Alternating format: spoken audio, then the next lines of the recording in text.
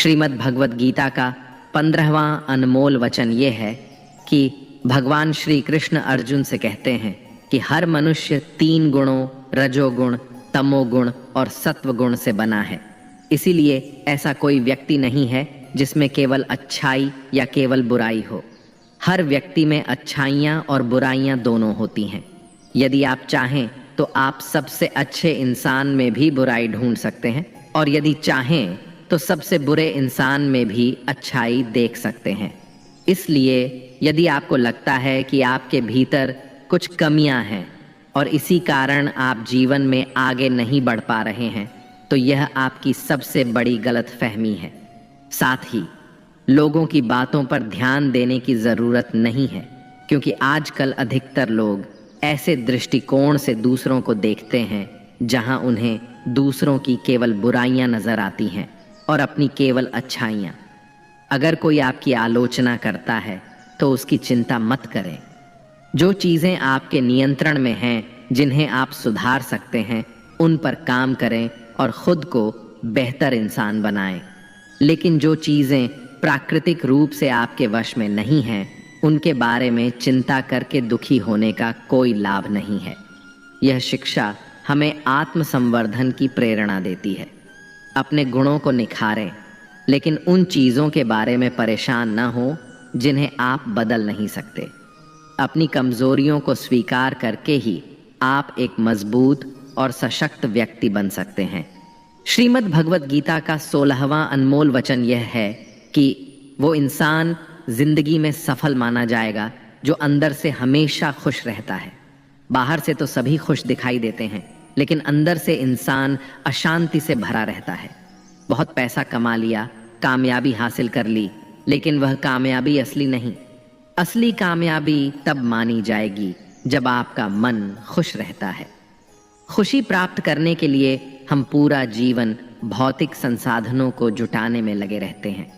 धन, गाड़ी, बंगला इत्यादि प्राप्त करने की दौड़ में लगे रहते हैं कि इन्हें प्राप्त करने से हमें खुशी मिलेगी। लेकिन वास्तविकता में ऐसे भौतिक संसाधनों को प्राप्त करके मिलने वाली खुशी थोड़े ही समय के लिए होती है। जैसे ही हमें वो संसाधन मिलता है, हमारा मन दूसरे संसाधन को प्राप्त करने के लिए परेशान होने लगता है। इसीलिए भगवत गीता में भगवान श्री कृष्ण कहते हैं कि मनुष्य वास्तव में खुशी तभी प्राप्त कर सकता है जब वह अपनी इच्छाओं को वश में करके और उनका त्याग करके आध्यात्मिक पथ पर आगे बढ़ता हुआ भगवत प्राप्ति के लिए प्रयास करता है, ईश्वर की भक्ति करता है। ऐसा मनुष्य जो सभी कामनाओं से रहित होकर सुख और दुख को समान भाव से देखता है, वह भीतर से आनंद और संतोष को प्राप्त करता है। श्रीमद् भगवत गीता का 17वां अनमोल वचन यह है कि मनुष्य को हमेशा अपने कर्म पर ध्यान लगाना चाहिए, न कि इस बात पर कि लोग क्या कहेंगे या लोग क्या सोचेंगे। क्योंकि जब हम इस बात की परवाह करते हैं कि लोग क्या सोचेंगे, तब हम अपना कार्य ठीक से नहीं कर पाते। एक बार एक फल वाला बाजार में बैठकर फल बेच रहा था। उसने अपने पीछे एक बोर्ड लगाया हुआ था जिस पर उसने चौक से लिख रखा था कि यहाँ ताज़े फल बेचे जाते हैं। एक ग्राहक ने उससे कहा, हमें मालूम है तुम यहाँ बैठे हो, वहाँ नहीं, इस लाइन में से, इस पंक्ति में से यहाँ मिटा दो।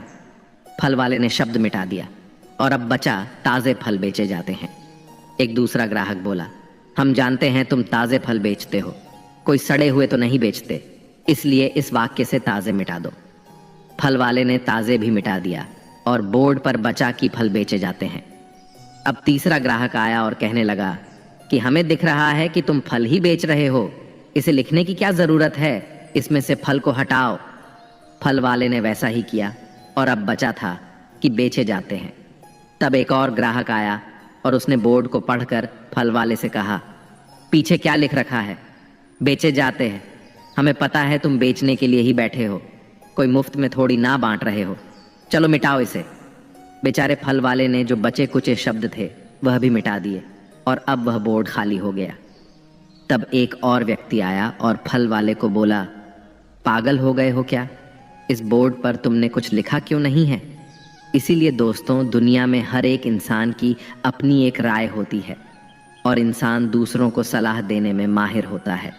हम यह नहीं कह रहे हैं कि आप किसी की सलाह ना सुने, बस यह कह रहे हैं कि उनकी राय सुनते सुनते अपनी राय ना भूल जाए।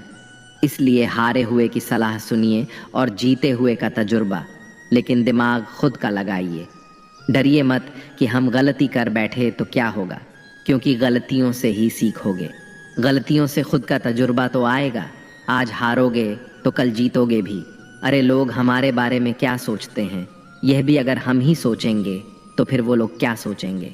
इसीलिए कहते हैं, सबसे बड़ा रोग क्या कहेंगे लोग। श्रीमद् भगवद गीता का 18वां अनमोल वचन यह है कि जीवन में हमें मित्रता हमेशा सोच समझ कर करनी चाहिए और जिसे भी अपना मित्र बनाए उसका साथ हमेशा निभाना चाहिए। महाभारत में ऐसे कई मित्र थे जिन्होंने अपनी ही सेना के साथ विश्वासघात किया। ऐसे भी कई लोग थे जो ऐन वक्त पर पाला बदलकर कौरवों या पांडवों के साथ चले गए। शल्य और युयुत्सु इसके उदाहरण हैं। इसीलिए कहते हैं कि कई बार दोस्त के भेष में दुश्मन हमारे साथ आ जाते हैं और हमसे कई तरह के राज्य लेते रहते हैं। कुछ ऐसे भी दोस्त होते हैं जो दोनों तरफ होते हैं। जैसे कौरवों का साथ दे रहे भीष्म, द्रोण और विदुर ने अंततः युद्ध में पांडवों का ही साथ दिया। ईमानदार और बिना शर्त समर्थन देने वाले दोस्त भी आपका जीवन बदल सकते हैं। पांडवों के पास भगवान श्री कृष्ण थे तो कौरवों के पास महान योद्धा कर्ण थे। इन दोनों ने ही दोनों पक्षों को बिना शर्त अपना पूरा साथ और सहयोग दिया था। यदि कर्ण को छल से नहीं मारा जाता तो कौरवों की जीत तय थी। पांडवों ने हमेशा श्री कृष्ण की बातों को ध्यान से सुना और उस पर अमल भी किया। लेकिन दुर्योधन ने कर्ण को सिर्फ एक योद्धा समझकर उसका पांडवों की सेना के खिलाफ इस्तेमाल किया।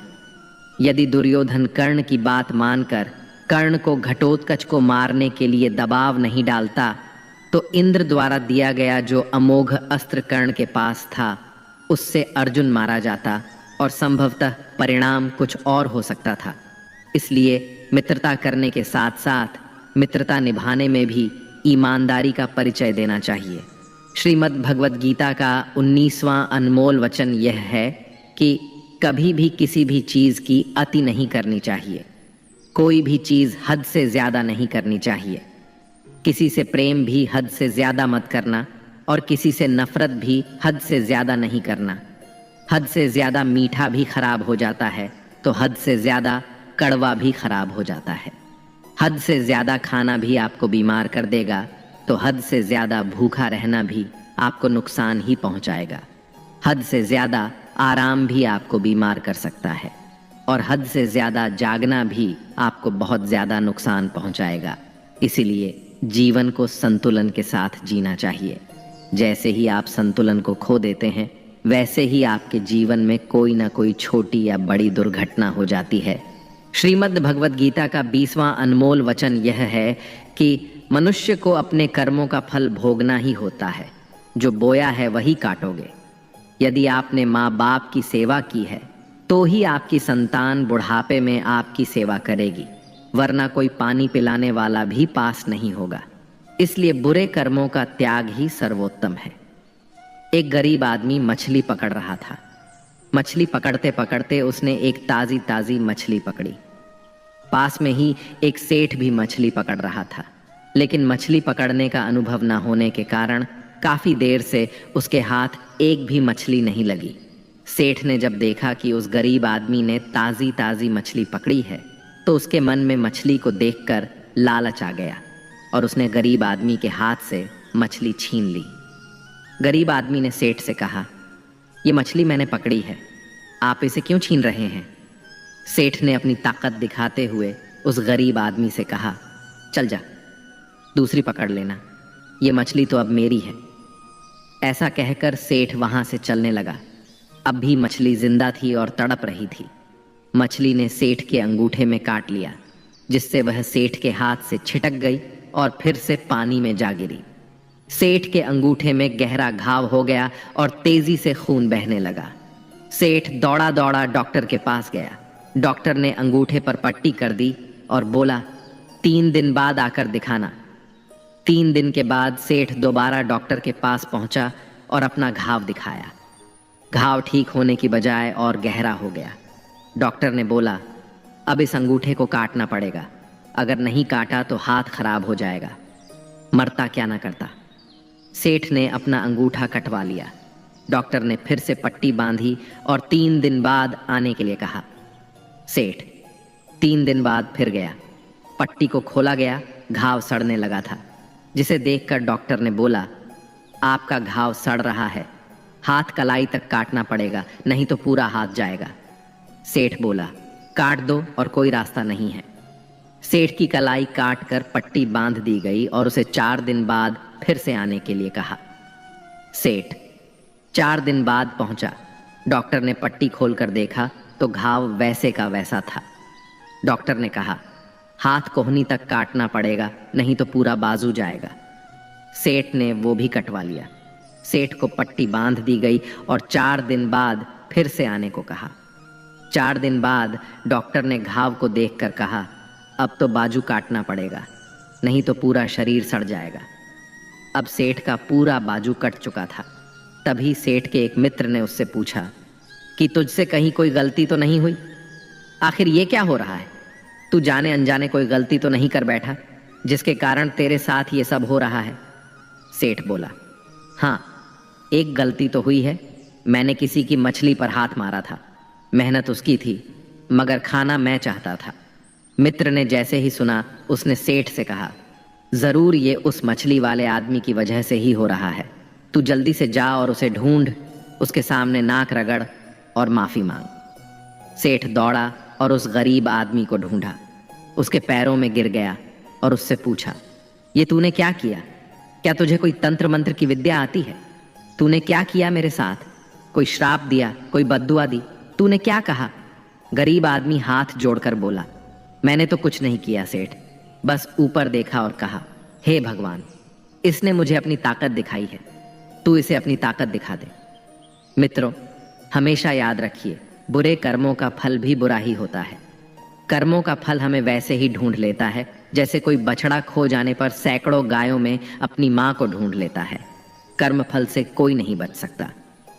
श्रीमद् भगवद गीता का 21वां अनमोल वचन यह है कि हम इस दुनिया में खाली हाथ आए थे और खाली हाथ ही जाएंगे।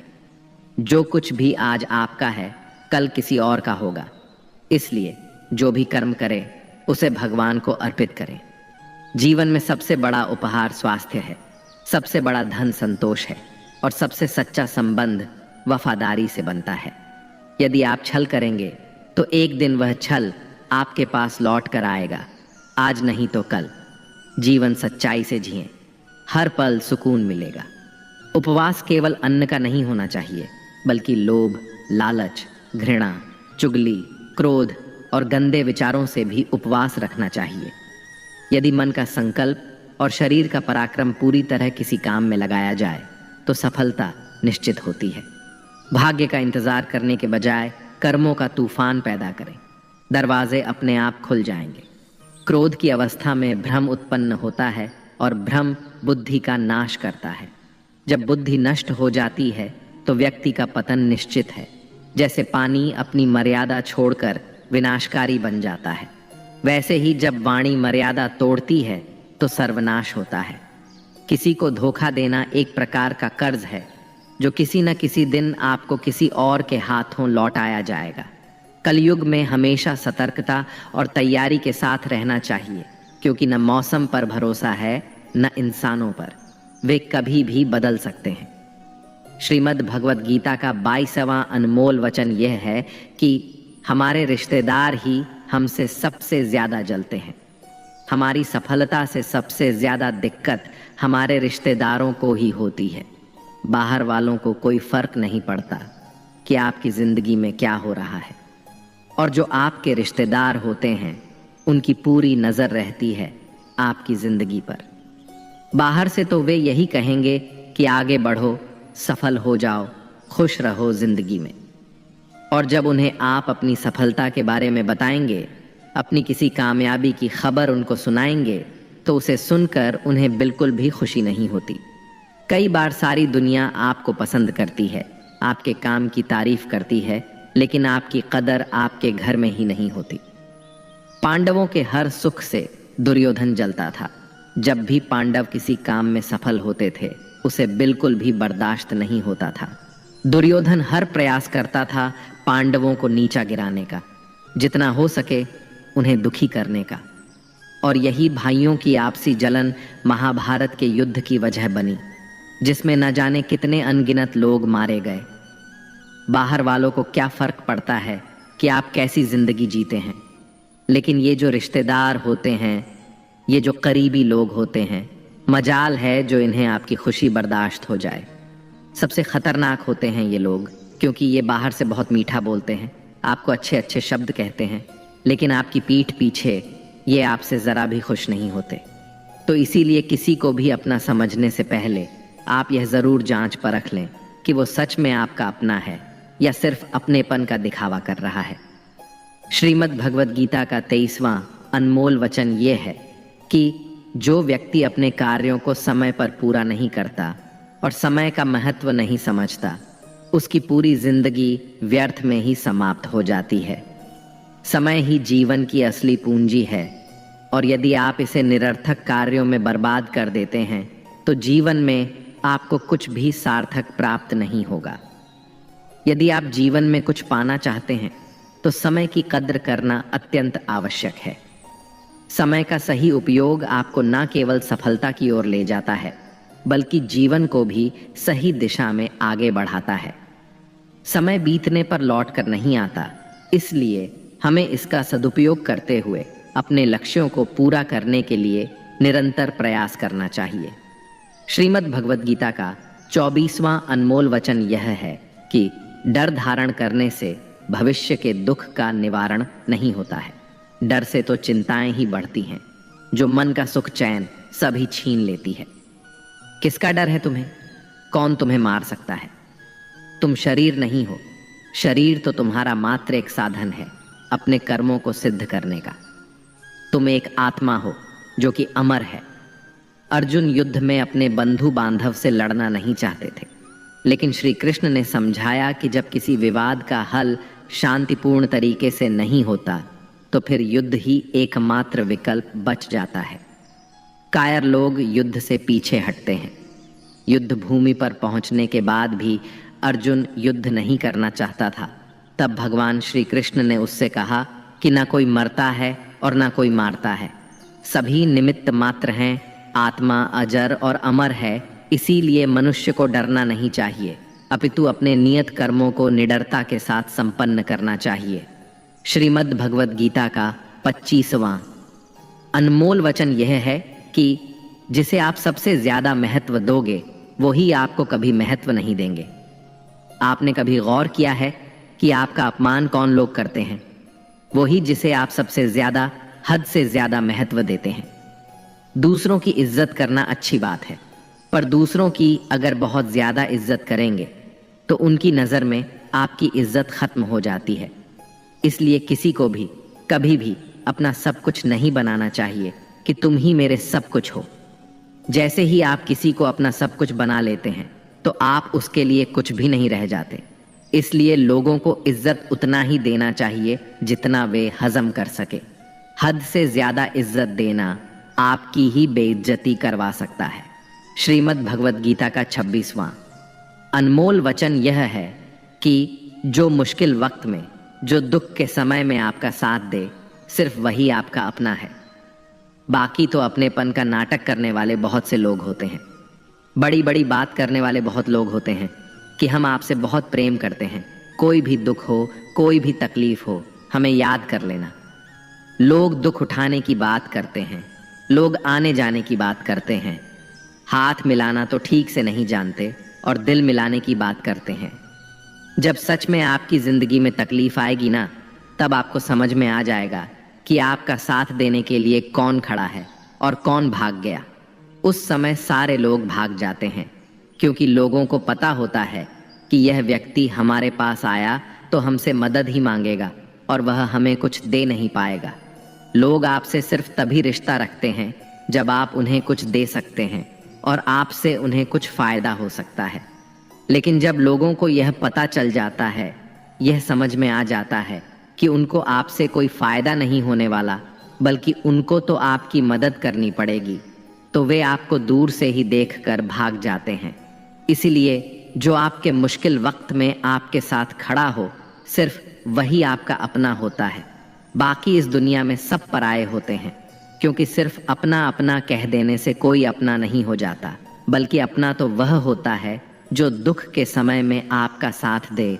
श्रीमद् भगवद गीता का 27वां अनमोल वचन यह है कि आप संसार से जितना प्रेम लगाओगे, जितना लगाव, जितना मोह लगाओगे, उतना ही जीवन में दुख और पीड़ा का अनुभव करोगे।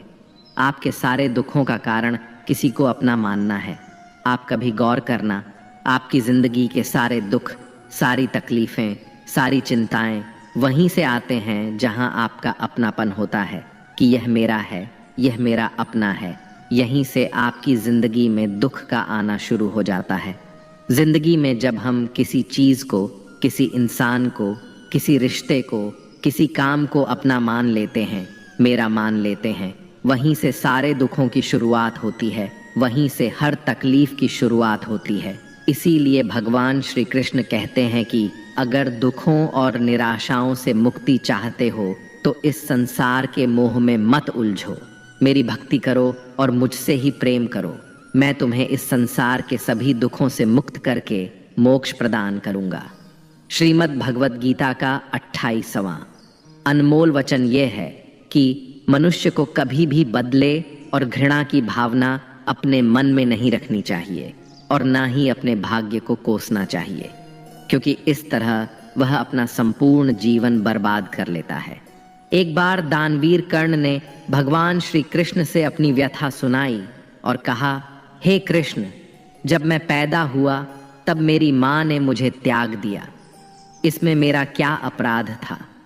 द्रोणाचार्य ने मुझे शिक्षा देने से मना कर दिया क्योंकि वह मुझे क्षत्रिय नहीं मानते थे, इसमें भी मेरा क्या अपराध? और द्रौपदी के स्वयंवर में मुझे अपमानित किया गया क्योंकि मैं राज परिवार का हिस्सा नहीं हूं। भला इन सब में मेरा क्या अपराध था? जवाब में श्री कृष्ण ने कहा, हे कर्ण, जरा ध्यान से सुनो। जब मेरा जन्म हुआ तब मैं कारागार में था और मेरे पैदा होते ही मेरी मृत्यु मेरी प्रतीक्षा कर रही थी। जिस रात मेरा जन्म हुआ था उस रात मुझे मेरे माता पिता से अलग होना पड़ा। मेरा बचपन गरीबी और अभावों में बीता और मुझे हर वह काम करना पड़ा जो एक गरीब परिवार में करना होता है। गायों का गोबर मैं अपने हाथों से उठाता था। जब मैं चल भी नहीं सकता था तब मुझ पर प्राण घातक हमले किए गए। मुझे मारने की बार बार कोशिशें की गई। मेरे पास बचपन में ना तो शिक्षा थी, ना ही महल, ना कोई गुरुकुल था, ना ही कोई विशाल सेना थी। लेकिन तब भी मेरे मामा मुझे उनका सबसे बड़ा शत्रु मानते थे। मेरा भी जीवन कई चुनौतियों से गुजरा है। यह बात इतनी महत्वपूर्ण नहीं है कि जीवन में कितनी बार अपमानित होना पड़ रहा है, पर यह महत्वपूर्ण है कि आप उस अपमान का जवाब कैसे दे रहे हैं। आपके पास ज्ञान है जिसका आप उपयोग कर रहे हैं या नहीं, और इन सब चुनौतियों को पार करके कैसे आप आगे जाते हैं, यह बात सबसे अधिक महत्वपूर्ण है। महाभारत में जिस तरह से कर्ण की जिंदगी में उतार चढ़ाव आए, उससे यही सीख मिलती है कि इस क्रूर दुनिया में अपना अस्तित्व बनाए रखना कितना मुश्किल होता है। इसीलिए समय के हिसाब से बदलना ज़रूरी होता है, लेकिन वह बदलाव ही उचित है जिसमें सभी का हित हो। कर्ण ने खुद को बदलकर अपने जीवन का लक्ष्य तो हासिल कर लिया, लेकिन वे फिर भी महान नहीं बन सके, क्योंकि उन्होंने अपनी शिक्षा का उपयोग समाज से बदला लेने की भावना से किया। बदले की भावना से किया गया कोई भी कार्य आपके समाज का हित नहीं कर सकता। समाज ने एक महान योद्धा कर्ण को तिरस्कृत किया था, जो समाज को बहुत कुछ दे सकता था, लेकिन समाज ने उसकी कदर नहीं की क्योंकि उसमें समाज को मिटाने की भावना थी। कर्ण के लिए शिक्षा का उद्देश्य समाज की सेवा करना नहीं था, अपितु वो अपने सामर्थ्य को आधार बनाकर समाज से अपने अपमान का बदला लेना चाहता था। समाज और कर्ण दोनों को ही अपने अपने द्वारा किए गए अपराध के लिए दंड मिला है और आज भी मिल रहा है। कर्ण यदि यह समझता कि समाज व्यक्तियों का एक भाग मात्र है जिसे हम लोगों ने ही बनाया है, तो संभवतः वह समाज को बदलने का प्रयास करता, न कि समाज के प्रति घृणा करता। श्रीमद् भगवद गीता का 29वां अनमोल वचन यह है कि किसी पर भी आंख बंद करके भरोसा नहीं करना चाहिए। महाभारत की कथा में दुर्योधन ने कई बार षड्यंत्र रचकर पांडवों को मारने की कोशिश की, यहाँ तक कि उन्हें जलाकर मारने का प्रयास भी किया। पांडव, जो धर्म के मार्ग पर चलने वाले लोग थे, बार बार उसकी चालों में फंसते रहे, क्योंकि वे दुर्योधन को अपना भाई और सगा समझते थे। वे उस पर भरोसा करते थे, जबकि दुर्योधन उनकी मृत्यु की साजिश कर रहा था। हालांकि भगवान ने हमेशा उनकी रक्षा की, पर यह शिक्षा हमें बताती है कि भरोसा करते समय आंखें खुली रखना अत्यंत आवश्यक है। केवल रिश्तों या दिखावे के आधार पर किसी पर भी पूरी तरह भरोसा करना कभी कभी खतरनाक साबित हो सकता है। इसलिए चाहे वह संबंध कितना ही नज़दीकी क्यों ना हो, हमें सच्चाई को समझने और सतर्क रहने की ज़रूरत है। यह शिक्षा हमें सतर्कता और विवेक की महत्ता का बोध कराती है। भरोसा करना आवश्यक है, लेकिन उसके साथ सजगता बनाए रखना भी उतना ही ज़रूरी है, ताकि कोई भी छल कपट से हमें धोखा न दे सके। श्रीमद् भगवद गीता का 30वां अनमोल वचन यह है कि आप जैसा अन्न खाओगे वैसा ही आपका मन और आपकी बुद्धि होगी। आप वैसा ही कर्म करोगे और वैसा ही आचरण करोगे। सात्विक अन्न खाओगे तो आपका मन भी सात्विक होगा, सात्विक व्यवहार भी करोगे, सोच भी आपकी अच्छी होगी। श्री कृष्ण ने भागवत गीता में सात्विक, राजसिक और तामसिक इन तीनों आहार का विस्तार से वर्णन किया है कि क्या खाना चाहिए और क्या नहीं खाना चाहिए। और इसका निचोड़ यही है कि जो मनुष्य सात्विकता से भोजन करता है, उसे जीवन में सुख और शांति अवश्य मिलते हैं। राजसिक भोजन करने से व्यवहार में क्रोध और अहंकार उत्पन्न होते हैं, जबकि तामसिक भोजन करने से व्यक्ति में काम वासना और नकारात्मकता की अधिकता आती है, जिसके फलस्वरूप जीवन में दुख, चिंता और निराशा मिलती है। अतः हमें हमारे भोजन का चयन सोच समझकर करना चाहिए। श्रीमद् भगवद गीता का 31वां अनमोल वचन यह है कि आप वह मत करो जो सभी करते हैं, बल्कि वह करो जो आपके लिए सही है। श्री कृष्ण ने अर्जुन से कहा, हे अर्जुन, जो तेरे कर्तव्य है, जो तेरे लिए सही है, जो तुझे करना चाहिए, वह कर। तू कभी भी वह काम मत कर जो दुनिया कर रही है। क्योंकि अर्जुन श्री कृष्ण से कहने लगा कि ऐसे भयंकर युद्ध में पड़ने से अच्छा है कि मैं सन्यासी बन जाऊं। तो श्री कृष्ण ने अर्जुन से कहा कि सन्यासी बनना तेरा कर्म नहीं है, तेरा धर्म नहीं है। तू क्षत्रिय है। तेरा कर्म और तेरा धर्म यही है कि तू अधर्म का नाश कर, धर्म की रक्षा कर और इसके लिए युद्ध कर। ऐसे ही हर इंसान का एक अलग कर्तव्य होता है, एक अलग ही मार्ग होता है। तो कभी भी उस मार्ग पर मत जाना जहां सारी भीड़ जा रही हो। कभी भी वह काम मत करो जो दुनिया करती है कि आजकल का यह ट्रेंड हो गया है, यह फैशन हो गया है, सब करते हैं इसीलिए हम भी कर रहे हैं। सारी भीड़ यही काम कर रही है, इसीलिए हम भी कर रहे हैं। अगर आप वह करोगे जो भीड़ कर रही है, तो आप भी उसी भीड़ में कहीं खो जाओगे। लेकिन वहीं अगर आप वह करोगे जो आपके लिए सही है, जो आपकी प्रतिभा है, तो दुनिया की सारी भीड़ में भी आप सबसे अलग नजर आओगे। श्रीमद् भगवद गीता का 32वां अनमोल वचन यह है कि आलसी इंसान कभी कुछ हासिल नहीं कर सकता। अधिकतर लोग सिर्फ योजनाएं ही बनाते रहते हैं कि मुझे बड़ा घर चाहिए, मुझे बड़ी गाड़ी चाहिए, मैं दुनिया घूमना चाहता हूँ, मुझे यह चाहिए, वह चाहिए।